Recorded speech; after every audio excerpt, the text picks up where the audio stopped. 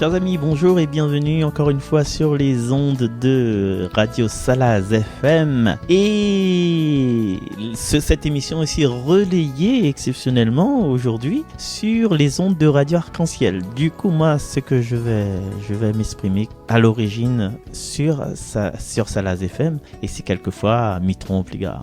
En veut pas moins. Et cette émission aussi, peut-être certains d'entre vous sont en train de l'écouter via Facebook ou directement sur la chaîne YouTube. Et aujourd'hui, nous sommes le 19e dimanche du temps ordinaire. Nous sommes le 9 août.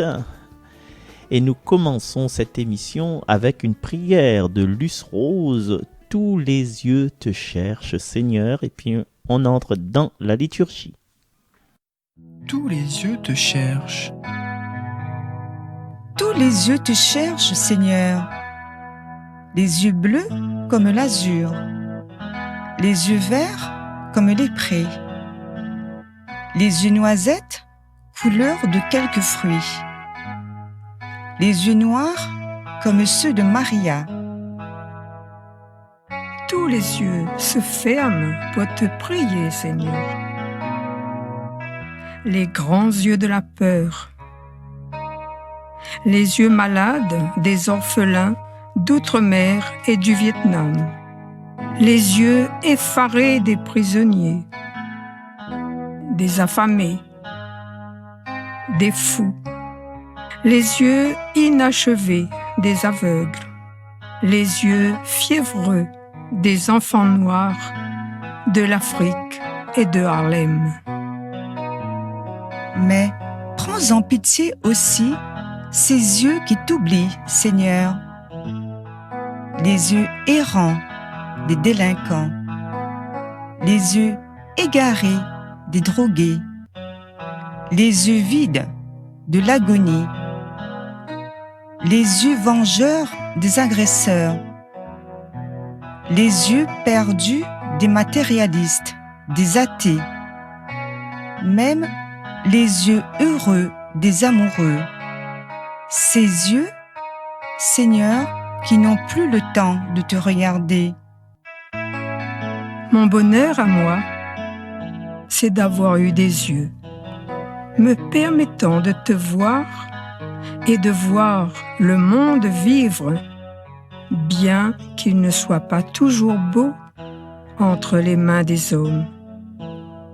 Merci, Seigneur.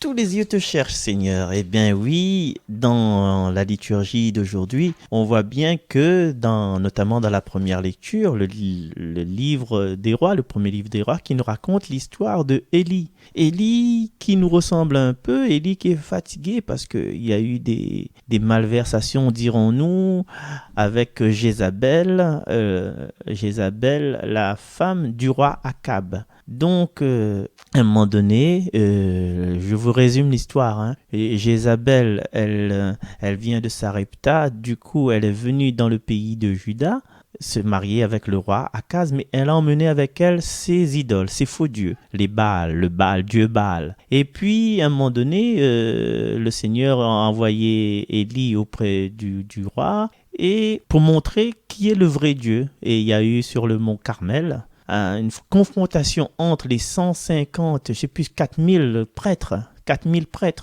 de Dieu Baal qui ont dansé, qui ont fait la Java. Et Élie avait demandé l'holocauste qui sera accepté par le Seigneur, ce sera par le vrai Seigneur, le Dieu de l'univers, l'Éternel plus puissant. Et du coup, le feu a pris sur l'holocauste, sur la victime, sur le sacrifice d'Élie. Et puis voilà, et puis ça a mis un doute. Donc la reine Jézabel n'était pas contente et voulait tuer Élie. Voilà, nous sommes dans ce passage-là. Et Élie est fatigué.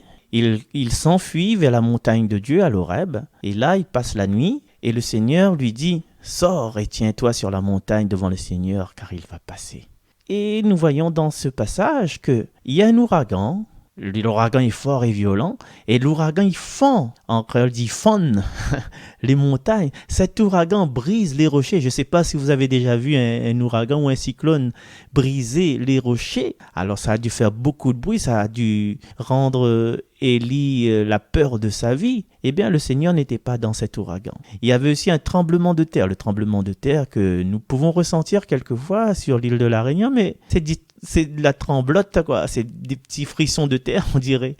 Des petits frissons de terre, mais le Seigneur n'est pas dans ce tremblement de terre. Et après, il y a le feu. Le feu, incendie, tout ça, mais le Seigneur n'est pas dans l'incendie. Et puis, il y a le murmure d'une brise légère. Et Élie découvre que le Seigneur est dans cette brise légère. Alors, qu'est-ce que ce passage veut nous dire aujourd'hui? Pour moi, c'est simple. Le Seigneur, il est dans tout ce qui est simple, dans tout ce qui est tranquillité. Il n'est pas dans les choses extraordinaires. Quelquefois, il nous arrive de faire des prières, de faire des demandes de prière. Seigneur, accorde-moi la vie sauve, accorde-moi beaucoup de finances, l'indépendance financière. Et puis, on s'attend à ce que le Seigneur nous fasse découvrir les 5 chevaux dans l'ordre, quand ce sont des délaissés, ou bien nous attendons que le Seigneur fasse mourir un oncle d'Amérique qui a laissé une grande fortune pour nous, comme ça, de façon extraordinaire. Ou bien on attend que le Seigneur nous fasse gagner au loto sportif ou au euro-million. Maintenant, la mode, c'est euro-million. Pour gagner cet euro-million, eh bien, on fait notre prière, puis on attend comme ça. Mais finalement, dans la prière du Notre Père, donne-nous aujourd'hui notre pain de ce jour. Si nous récitons, nous adressons à Dieu cette prière du Notre Père tous les jours, donne-nous aujourd'hui notre pain de ce jour. Comme avant, c'était dans la formule, donne-nous notre pain quotidien. Chaque jour, le Seigneur nous donne un bout de pain. Souvenez-vous, quand la manne est tombée au désert, le Seigneur n'a pas donné un stock de manne pour mettre dans les frigos, ni dans des camions réfrigérés. Il donnait la manne tous les jours, dans une certaine simplicité. Certaine simplicité, c'est-à-dire que l'eau pour arroser les plantes, maintenant il y a un système d'arrosage qu'on appelle le goutte à goutte. Et c'est ça, le Seigneur est dans notre vie goutte à goutte, un petit peu chaque jour, un petit peu chaque jour. C'est pas dans le cru du Nil ou le cru du grand fleuve qu'il nous donne de l'eau quand on a besoin de l'eau, il nous donne de l'eau jusqu'à en noyer, jusqu'à en mourir, jusqu'à en étouffer. Mais non, le Seigneur nous donne petit à petit, goutte à goutte. Et si dans nos vies, nous pourrons avoir des conflits avec nos proches, avec nos conjoints, avec nos enfants, avec nos parents, et surtout avec nos collègues ou nos patrons dans le travail ou à l'école. Qu'est-ce qui se passe? Pour connaître l'intelligence du Seigneur, on ne va pas passer par les cris, à la réunion des juements, le totochement, le counichement, le languettement. Est-ce que le Seigneur est là-dedans? Mais non. On a beau partir à l'église quelquefois, on a beau partir à l'église, prier, aller dans la chorale, installer des fleurs, passer le balai, mais quand il nous arrive un pépin dans notre famille, on oublie tout, on met le Seigneur de côté, on commence à jurer, à mal parler, à sortir de nos gonds. Mais le Seigneur, il est toujours là, mais tu ne l'as pas laissé s'exprimer à sa façon. Tu as utilisé un vent violent de ta parole, un vent violent avec ta machette, ton sabre 31, avec les armes à feu, avec les chiens, avec tes enfants. Même tes enfants, tu utilises des enfants comme des armes. Mais le Seigneur n'est pas dans cet ouragan si violent et si fort qui fend les montagnes, qui brise les cœurs, qui brise aussi les rochers, qui brise aussi les réputations. Le Seigneur n'est pas là-dedans. Le Seigneur n'est pas dans le tremblement de terre où on utilise la force, la violence pour secouer les gens autour de nous, pour trouver un issue à un conflit. On secoue les personnes, on perce les roues des voitures parce que c'est la justice du Seigneur. Mais le Seigneur n'est pas là-dedans.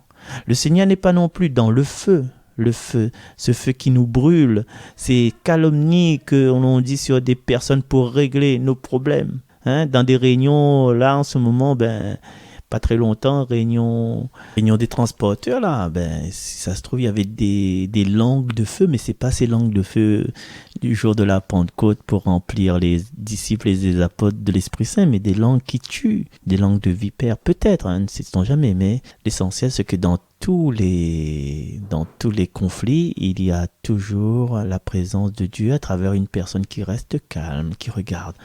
Et vous avez vu que dans le texte, il parle d'une brise légère, tranquille. Mais là, il parle encore plus du murmure d'une brise légère. Et là, c'est encore plus calme. Donc, cette première lecture nous invite vraiment à rester calme, à prendre du recul, à s'asseoir, comme je vous avais dit la dernière fois, dans le fauteuil du discernement, à ne pas crier, à ne pas parler fort, parce que plus qu'on parle fort, plus qu'on s'entend pas. Les personnes qui parlent fort sont des personnes qui s'entendent pas, sont des personnes qui n'écoutent pas. Voilà. Et dans cette murmure d'une brise légère, ben écoutez, ce que je vous propose à l'instant, c'est d'écouter un chant qui normalement est programmé pour la fête de l'Assomption quand Marie monte au ciel. C'est écrit par Charles Padeau. Ça s'appelle Vive Marie. Une belle dame est montée dans les cieux. Vive Marie. Cette belle dame est la mère de Dieu. Vive Marie. À Nazareth, en Galilée, a grandi une fille immaculée. Un jour, l'ange du Père vint lui annoncer: je vous salue Marie, pleine de grâce, le Seigneur est avec vous. Pour la mère de tous les vivants, le ciel de Dieu s'est ouvert. Une belle dame est montée dans les cieux. Vive Marie. Cette belle dame est la mère de Dieu. Vive Marie. Qu'en moi soit faite ta volonté. Oui, voici ta servante, mon bien-aimé. Louange à notre Père pour sa préférée. Béni sois-tu, Marie. Béni soit le oui de ton cœur si tendre et si doux. Pour la mère de tous les vivants, le ciel de Dieu s'est ouvert. Une belle dame est montée dans les cieux. Vive Marie. Cette belle dame est la mère de Dieu. Vive Marie. Élisabeth dans la Judée, vois ta cousine vient te visiter. Comment peut-il se faire que vienne à moi la mère de mon Seigneur? Vous êtes bénie entre toutes les femmes, et Jésus, le fruit de vos entrailles, est béni. Vive notre mère. Une belle dame est montée dans les cieux. Vive Marie. Cette belle dame est la mère de Dieu. Vive Marie. Une belle dame est montée dans les cieux. Vive Marie. Cette belle dame est la mère de Dieu. Vive Marie.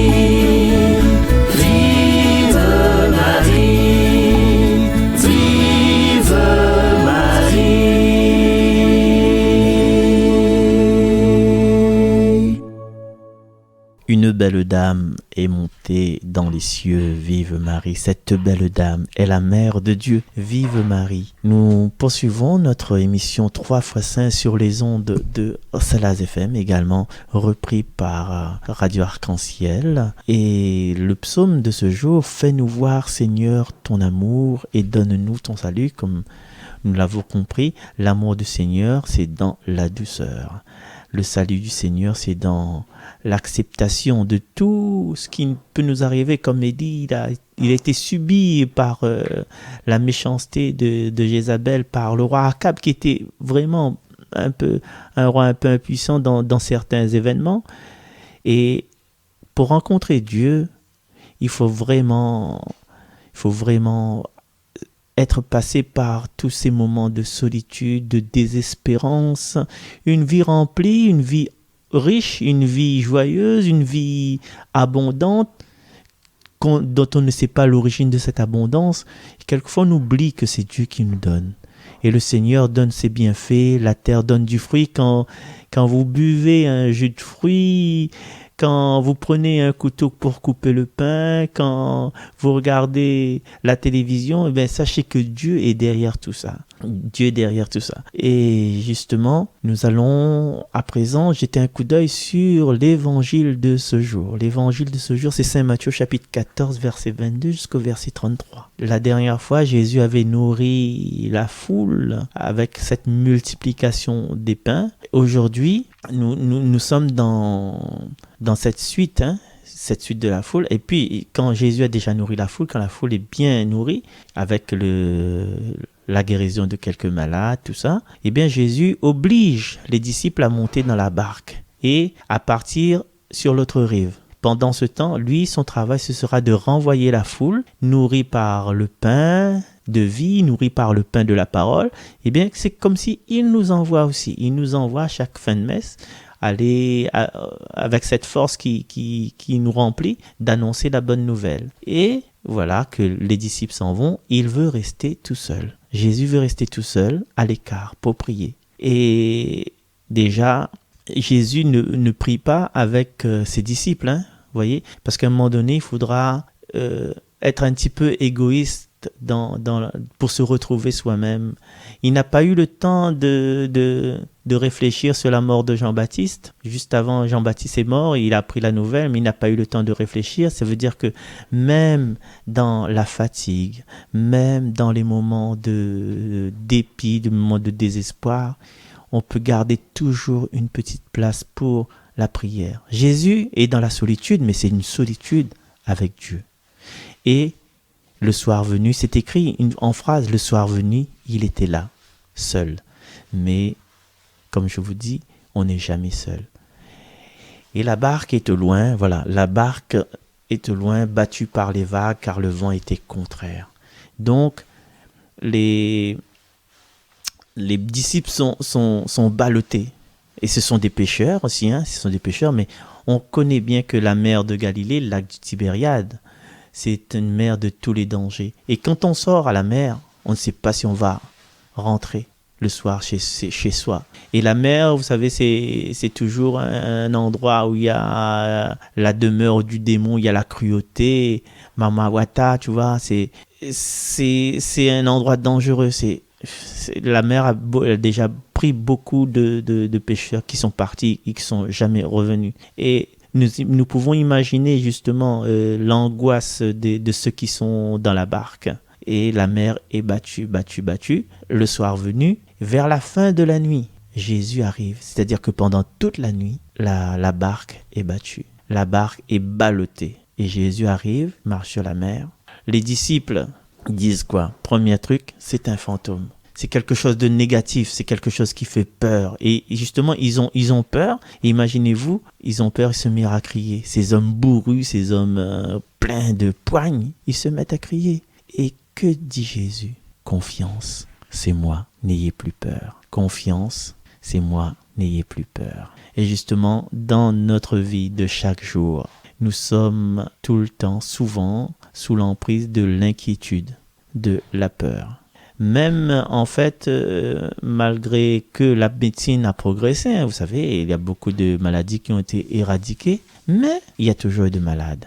C'est parce qu'on est dans l'inquiétude, on est dans la peur. C'est vrai que notre extérieur s'est amélioré. Hein. Maintenant, par exemple, moi j'étais bluffé quand j'ai découvert le four au micro-ondes. 3 minutes, le lait est chaud. J'étais bluffé en entrant la première fois dans une voiture climatisée, dans un bus, je sais plus c'était quoi, dans une pièce climatisée. Waouh, il faisait chaud dehors, mais on était bien à l'intérieur. Donc l'extérieur, tout ce qui est extérieur avec la progression de domaine médical, avec la technologie, maintenant on peut regarder un match en direct comme si on était sur le terrain, mais avec meilleur confort, on a la couleur, on a le son incroyable. Tout l'extérieur a été amélioré. Mais qu'en est-il pour notre intérieur ? Qu'en est-il pour notre intérieur ? On a toujours cette peur qui nous assaille. Et comme disait aussi le père Jean-Rémy, la peur, c'est le contraire de la foi. Le contraire de la foi, c'est pas la non-croyance ou la méfiance, c'est la peur. Quand l'enfant est malade, c'est normal qu'on a peur, c'est normal que tu es inquiété. Mais quand cette situation te rend toi malade, là, il faut faire un compte avec soi-même. Voilà.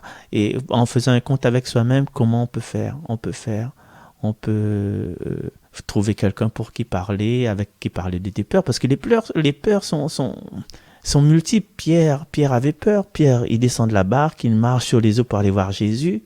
Mais à force du vent, il a peur. Il crie, Seigneur, sauve-moi. Jésus, sauve-moi. Jésus, sauveur. Et c'est ce peu de foi qui nous fait douter, qui nous fait tomber. Même dans nos relations, même dans nos projets. Et ça, on va voir juste après avoir écouté un chant écrit par Pierre Damon, avec un texte de Jean Servel que j'ai l'honneur d'interpréter pour vous. Un vieux chant de mon âge. Voici l'amour qui seul fait vivre. Tiens-toi debout, l'aube se lève.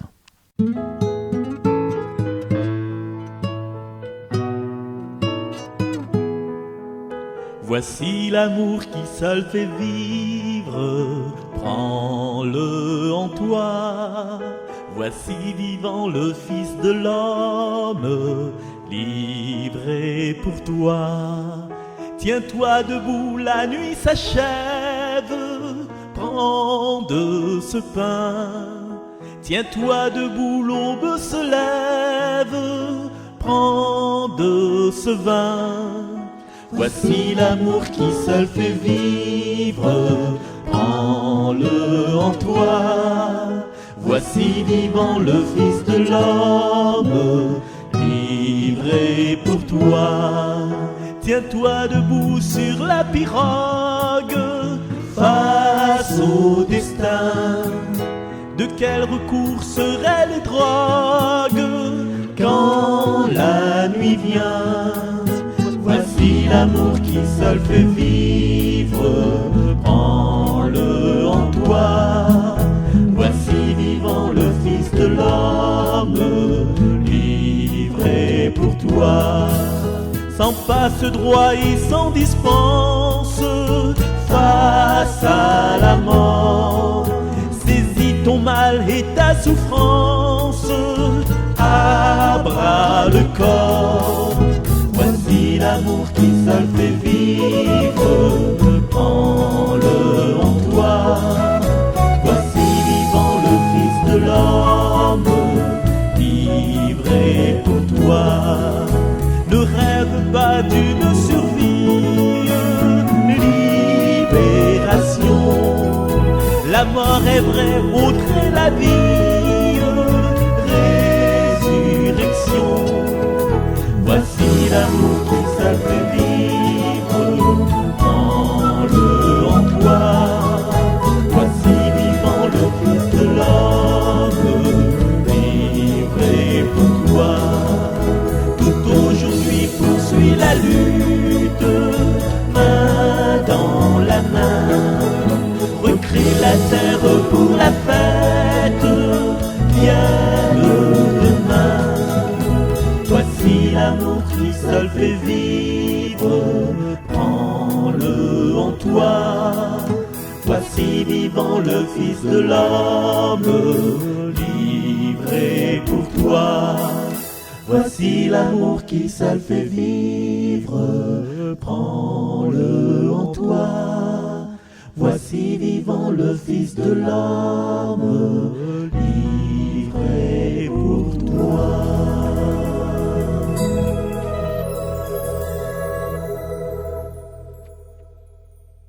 Voici vivant le Fils de l'homme, livré pour toi. Il est livré, mais seulement il est vivant. Du coup, les peurs que l'on a, les peurs que l'on a, il faudra un peu les reconsidérer. Pierre a peur, je vous avais dit. Et on a plusieurs peurs. La peur d'aller au lycée. Quand on est en 3e, on veut aller au lycée. On a peur, qu'est-ce qui va se passer? La peur après les examens. La peur quand on va accoucher de son bébé. Comment on va l'élever? Est-ce que j'aurai des complications? Parce qu'on pense toujours complications. Hein?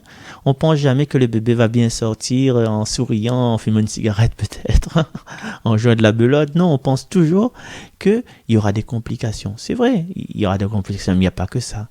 Et la prise de sang aussi, prise de sang. Quand on fait une prise de sang et quand on donne notre résultat à la secrétaire, que la secrétaire donne le résultat au médecin, et puis, le médecin demande à la secrétaire de nous appeler.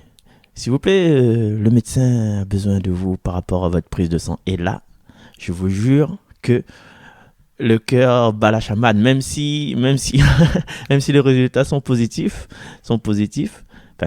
négatifs, je ne sais pas comment on dit, ces résultats sont des bons résultats. Quand le médecin nous fait appeler, là, on commence à avoir peur.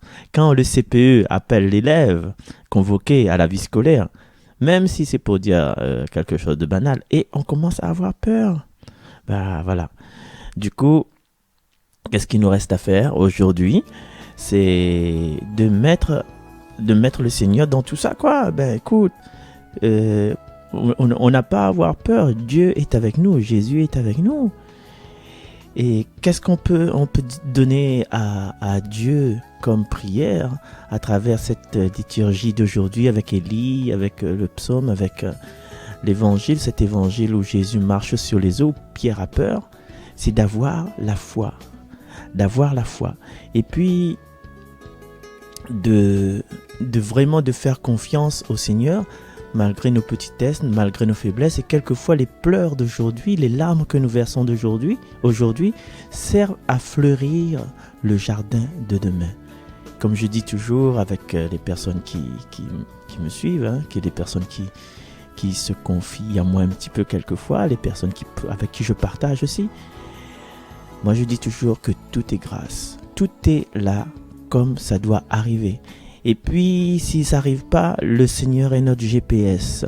Si on trompe de route, si on trompe de chemin, le Seigneur redit, comme dit mon ami Jacques Lamoureux de Canada, le Seigneur nous dit toujours, recalcule l'itinéraire. Tu t'es trompé, tu t'es fourgué dans une impasse, le Seigneur te dit, calcule de l'itinéraire, veuillez faire demi-tour. Voilà, le Seigneur ne nous laisse pas tomber.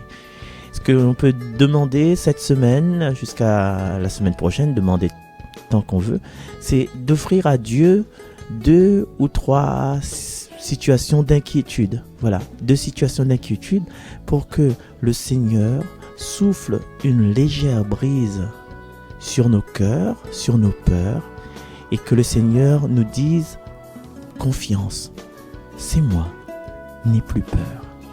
Alors je vais vous laisser pendant toute cette semaine à penser à 2 situations qui nous inquiètent et que nous nous mettions devant le Seigneur pour que nous recevions son souffle léger, son murmure, et il nous murmure à l'oreille, confiance, c'est moi, n'aie plus peur. Je vous donne rendez-vous la semaine prochaine. Bye bye.